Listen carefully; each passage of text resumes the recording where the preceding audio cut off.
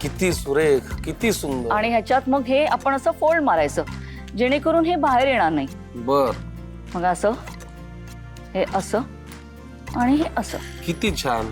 आणि एका आपल्या इडलीचं पात्र किंवा एका प्लेटमध्ये. बर. बघा हा ह्याच्यात असं एक एक करून असं ठेवून द्यायची. ठेवून द्यायचं. वा. आता एक मी पण करणार हा. हो ना, करा ना. म्हणजे मी हे कधी कडम केलं हे नाही. असं मोठं वर घ्या म्हणजे कसं तुम्हाला. हा एक पान असं, हा एक पान असं. हो. याच्या अगदी मध्यभागी मध्यभागी. हा हे असं ठेवायचं. हा ठेव. आज मी फक्त पदार्थ खाणार नाही, मी शिकतोय कडम करायला. आणि हे तुम्ही करणं अपेक्षित आहे खवय्यांनो. थांबा हे थांबा. पहिलं. एक हा हे अच्छा असं. हे आधी. हा हे सेकंड. मग हे सेकंड. हा मग ते हा थर्ड. अरे क्या बात है. अरे कडम कडम कडम कडम कडम असं उलट. हा असं ठेवायचं म्हणजे फोल्ड निघत नाही. मला तेवढं माहिती विणाताई. पाणी ठेवलंय का त्या पात्राच्या आत? हो विणाताई. हे बघा, तुमचा विश्वास नसेल तर बघा. हा येस.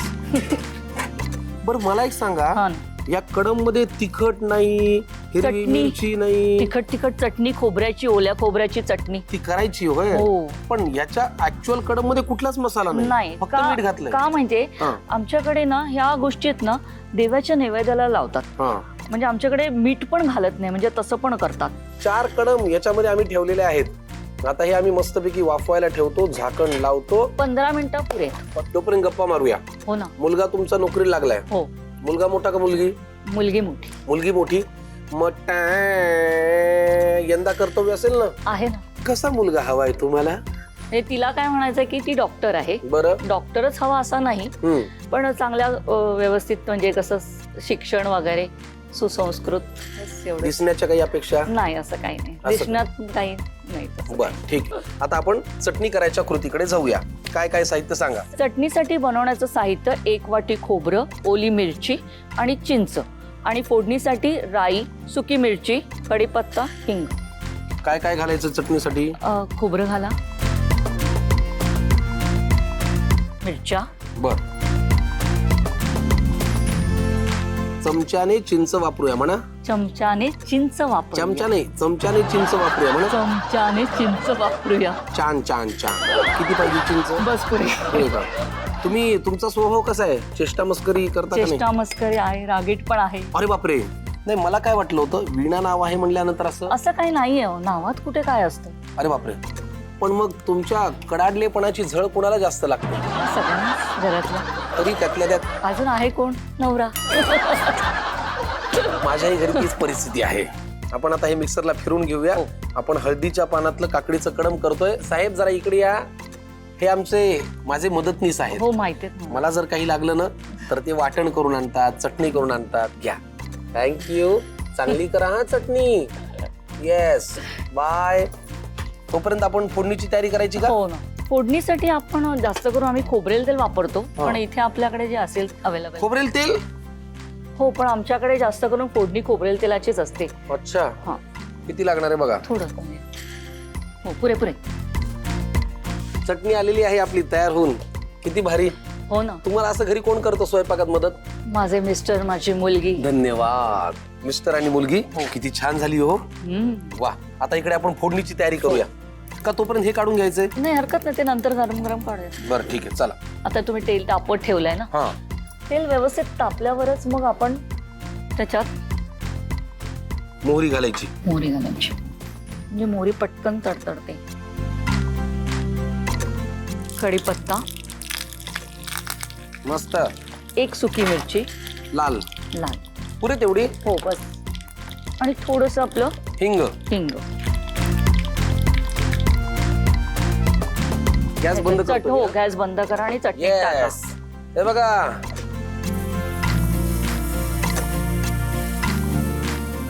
आहा. अप्रतिम. आपल्याला जे कडम खायचं आहे त्याची चटणी आधी आपण तयार करून घेतली.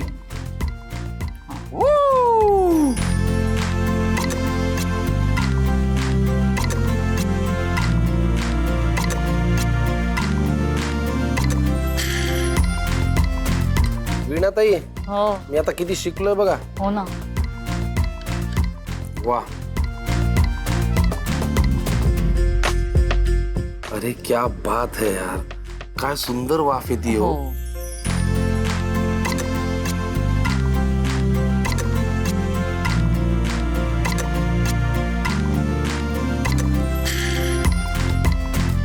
चटणी तर फारच भारी झाली आहे. आता हे कडम.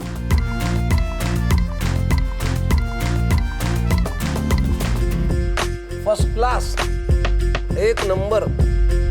कुठलेही मसाले, फापट पसारा काहीही नाही. अत्यंत माफक साहित्याचा वापर करून हळदीच्या पानातले काकडीचे कडम अतिशय सुंदर पदार्थ आहे. वा वा वा. आणि सोबतीला छान चटणी आहे. हो, खवय्यांनो, मुळीच वाट बघू नका, पटकन येऊन घ्या साहित्य आणि कृती. हळदीच्या पानातले काकडीचे कडम. स्वयंपाकासाठी लागणारा वेळ 30 ते 45 मिनिटे. 2 ते 3 व्यक्तींसाठी लागणारे साहित्य: हळदीचे पान 5 ते 6 नग, किसलेली काकडी 1 मोठी वाटी, तांदळाचं पीठ 2 चमचे, रवा अर्धी वाटी, ओलं खोबरं 1 वाटी, मीठ चवीनुसार. कृती: एका बाउलमध्ये किसलेली आणि पाणी काढून घेतलेली काकडी घ्या. त्यात ओलं खोबरं, रवा, तांदळाचं पीठ आणि मीठ घालून एकजीव करून घ्या. आता हळदीचं एक पान उभं आणि एक आडवं एकावर एक ठेवा. त्यामध्ये तयार सारण भरा आणि चारही बाजूने बंद करून घ्या आणि 15 ते 20 मिनिटं वाफवून घ्या. खोबऱ्याची चटणी करण्यासाठी लागणारे साहित्य: ओलं खोबरं 1 वाटी, हिरवी मिरची 3 ते 4, चिंच 1 ते 2 चमचे, मीठ चवीनुसार, हिंग अर्धा चमचा, लाल सुकी मिरची 1 ते 2 तुकडे, मोहरी 1 चमचा, कढीपत्ता 5 ते 7 पानं. कृती: एका मिक्सरच्या भांड्यात ओलं खोबरं, हिरवी मिरची, मीठ, चिंच घालून वाटून घ्या. आता तेलात मोहरी, कढीपत्ता, सुकी मिरची आणि हिंग याची फोडणी तयार करा आणि ती वाटलेल्या चटणीवर घाला. हळदीच्या पानातले काकडीचे कडम आणि चटणी तयार.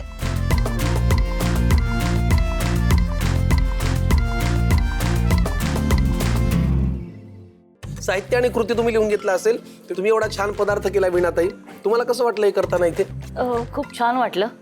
म्हणजे माझं खूप दिवसांचं हे स्वप्न होतं की काहीतरी वेगळं बनवून दाखवायचं प्रेक्षकांना, तुम्हालाही. आम्ही प्रत्येक भागामध्ये तुम्हाला सुपरफूडची माहिती देतो आणि आजचं सुपरफूड आहे हळदीचं पान. ज्याप्रमाणे हळद अँटीबॅक्टेरियल असते तसेच हळदीच्या पानांमध्ये सुद्धा कर्क्युमिन नावाचा महत्वाचा घटक असतो. पावसाळ्यात किंवा ऋतू बदलताना होणाऱ्या सर्दी खोकल्यापासून संरक्षण करतं हे हळदीचं पान आणि या पानांचा सुवास अर्क फार गुणकारी ठरतो. विशेषतः कोकणामध्ये किंवा पश्चिम महाराष्ट्रात हळदीच्या पानात वाफवलेले पातोळे किंवा मासे केवळ चवीसाठीच नाही तर आरोग्यासाठीही अत्यंत फायदेशीर मानले जातात. या पानांचा वापर केल्यामुळे अन्नाला एक विशिष्ट सुगंध तर येतोच, पण अन्नाचं पचन सुधारण्यास आणि रक्ताभिसरण उत्तम होण्यास मदत होते. त्यामुळे नक्की वापरा हळदीचं पान. हळदीच्या पानाचे गुणधर्म आता आपण ऐकले आणि ते पान वापरून तुम्ही एवढे छान कडम केले काकडीचे. वीणाताई, तुम्ही आज इथे आलात, आम्हाला फार छान वाटलं आणि मला आशा आहे की तुम्हालाही बरं वाटलं असेल. हो ना, खूप छान वाटलं. गप्पा मी मारायला मगाशी तुम्हाला बोलणार होते, मला एखादा चिमटा काढा, म्हणजे मी खरंच तुमच्या समोर आहे का, मला हे जरा जाणून घ्यायचं होतं. का बरं? मी का मला खूप वर्षांची अशी इच्छा होती की तुमच्यासोबत मला हा प्रोग्राम म्हणजे मला सहभागी व्हायचं होतं. वा. जशी या कार्यक्रमात येण्याची तुमची इच्छा होती तशी घराघरातल्या अनेक गृहिणींची, पुरुषांची, सगळ्यांची इच्छा असते की या कार्यक्रमात येऊन त्यांच्या घरची चव जगासमोर आणावी. तर आम्ही स्वागत करायला तयार आहोत. वेळोवेळी तुम्हाला नंबर दाखवतोय, त्याच्यावरती रेसिपीचे फोटो, तुमची माहिती सगळं पाठवा आणि या कार्यक्रमात नक्की या.